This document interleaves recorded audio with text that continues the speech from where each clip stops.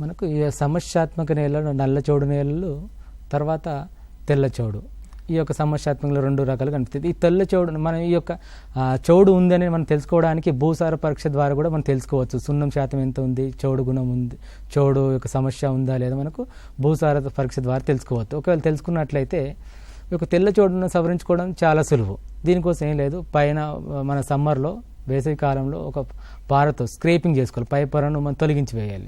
లేదా డోజర్ లాంటి దాటి ఏం చేయాలి, పై పొరను మనం తొలగించినట్లయితే కూడా మన యొక్క తెల్ల చౌడును తెల్ల చౌడు అంటే ఉప్పు పైన తేరిపోతుంది, మనకు తేలినట్టు కనిపిస్తుంది కాబట్టి దాన్ని తొలగించి వేయాలి.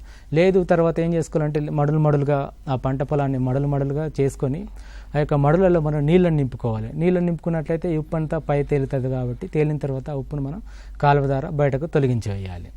తర్వాత ఈ యొక్క నల్ల చౌడును మనం గమనించినట్లయితే ఈ యొక్క సవరించుకోవడానికి 1.2 టన్నుల లేదా 1.6 టన్నుల జిప్సంను మనం నేలలో ఆఖరి దుక్కులో వేసి కళ్ళెదున్నట్లయితే కూడా ఈ నల్ల చౌడును సవరించుకోవచ్చు.